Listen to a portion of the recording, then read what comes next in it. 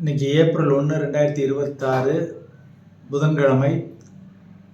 நடப்பு நிதியாண்டின் முதல் நாள். மார்க்கெட் எல்லாமே நல்ல அப்பு.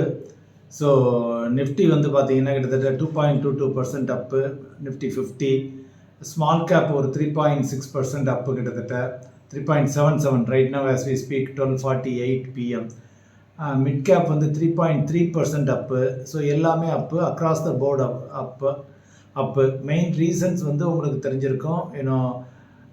ட்ரம்ப் வந்து நேற்றைய தினம் சொல்லியிருக்காரு, நாங்கள் ஈரான் போரை விட்டுட்டு வரப்போகிறோம், சீக்கிரம் முடிச்சிருவோம், இன்னும் 1 or 2 வீக்ஸில் முடிச்சிருவோம் அப்படின்னு சொல்லியிருக்காரு. அதை வச்சு நேற்று US market other world markets எல்லாமே அப்பு.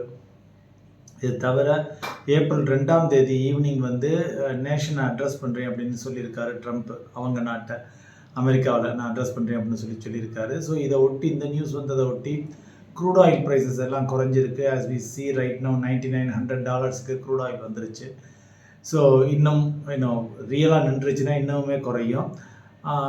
அது தவிர அவர் ட்ரம்ப் சொல்லியிருக்கிறது வந்து, யாருக்கு ஆயில் வேணுமோ நீங்கள் போய் ஸ்ட்ரைட் ஆஃப் ஹோர்முஸில் எடுத்துக்கோங்க, வந்து ஸ்ட்ரைட் ஆஃப் ஹோர்முஸை விட்டால் தான் நான் ஈரானை விடுவேன், போகிற முடிப்போம்னு சொல்லிட்டு இருந்தார். இப்போ வந்து உங்கள் யாருக்கு ஆயில் தேவையோ அவங்க போய் ஸ்ட்ரைட் ஆஃப் ஹோர்முஸில் பண்ணிக்கங்கன்னு சொல்கிறாரு. எனிவே இந்தியாவை பொறுத்த வரைக்கும் பெரிய பிரச்சனைகள் இல்லை.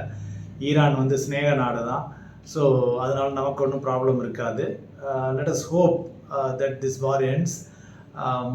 ஸோ இதை வச்சு தான் மார்க்கெட் இன்றைக்கி எல்லாமே வேல்யூ பையிங்கு இல்லை short covering whatever you call எல்லாமே நடந்து கொண்டு இருக்கிறது. Hopefully this continues. ஏன்னா ட்ரம்ப்பை எதுவும் நம்ம நம்ப முடியாது. இன்றைக்கி ஒன்று சொல்லுவார், திடீர்னு நாளைக்கு அப்படியே ஒரு 100% உல்ட்டாவாக மாற்றி சொல்லுவார்.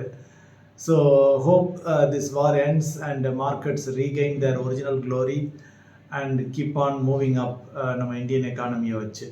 நன்றி. மற்றொரு முறை இன்னொரு வீடியோவில் உங்களை சந்திக்கிறேன்.